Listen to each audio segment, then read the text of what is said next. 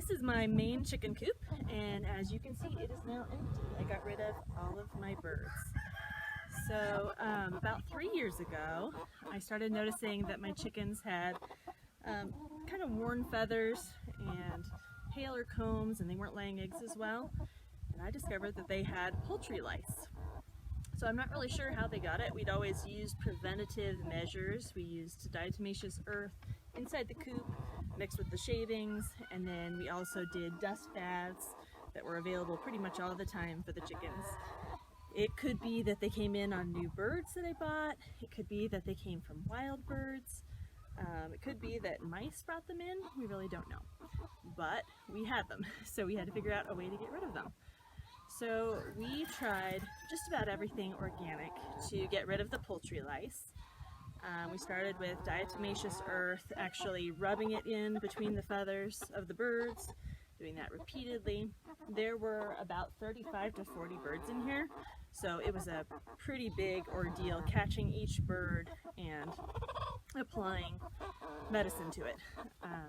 So let's see, after the diatomaceous earth didn't work, so at that point we tried garlic. I tried putting it in a spray bottle. I used like a garden sprayer, and so we did garlic juice. I tried different combinations of essential oils. We tried neem oil. We tried repeatedly spraying them, so every week or even multiple times a week for a month or 6 weeks. And each thing that we tried would reduce the population of the lice, but they wouldn't disappear completely. So at that point, it had been probably a year. And so when the chickens were molting and not laying, I tried some non-organic options. We tried spraying liquid permethrin, and then we tried a flea and tick medication that was meant for dogs. And this was all while the chickens were not laying, because we wanted to keep things organic, at least when we were eating the eggs. But still none of that worked. So now at this point it's been about 3 years that we have been dealing with poultry lice. Since we sell chicks and pullets, I was really worried about passing that on to someone else. So we actually took a year off from selling any chickens just to make sure.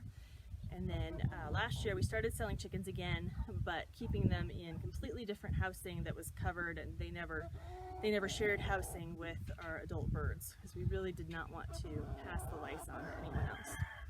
But I still was not getting very good egg production, and it was something that I was always worried about, those pullets that I was selling accidentally being exposed to my chickens that had poultry lice. I really didn't want to pass that to anybody else. So finally, we sold all the birds that were in here. We sold them for half price with the disclosure that they had parasites, so someone else can deal with that. And we're keeping this coop vacant for a whole month. Poultry lice should not live more than a week without a host, so in an empty coop they should be dead within a week. We're going to do a month to make sure. I should mention, if your chickens have mites, not lice, then they can live 6 months in an empty coop, so you would want to keep your coop empty for a lot longer if you're doing this. So before we sold all of our chickens, we hatched out some new babies. This is going to be one of my new Americana pullets. We are sticking with mostly the same breeds. We're making a few changes since we're getting rid of all our chickens and starting over anyway. So we hatched babies from the Americanas, the Bitterroot Blues, and the Andalusians. And then we're actually not going to be doing Buff Orpingtons anymore. We love the Buff Orpingtons because they're so sweet, but it's hard to make any money on them when we're selling chicks because the chicks just aren't worth that much. And then they really haven't been bred for production. They've been bred just more as pets and meant for a backyard coop for the last, 100 years. So they don't make the best meat, and they aren't the best layers. So we replaced all of our Buff Orpingtons with American Breasts starting last year. This year we got rid of the rest of the Buff Orpingtons, and so we're replacing them entirely with the American Breast. That is a lot better dual-purpose bird. We like the meat a lot better from the American Breasts, and they're also good layers. So hopefully this is going to work and we won't be dealing with lice anymore.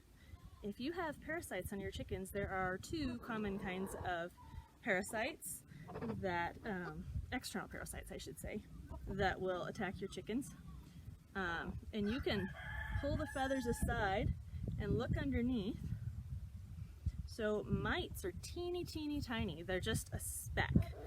You really, a lot of times you can't see them. You'll just see the clusters of eggs at the base of the feathers. And then lice are larger. They're maybe 1/4 of an inch long, and they're kind of straw colored. So you can actually see each louse, and you can see it running around on the chicken. Poultry lice mainly affect chickens. They can affect wild birds. Typically they don't affect waterfowl. I have gotten them on my turkeys before. But lice are, well, they're supposed to be easy to get rid of, but I have not found that to be the case.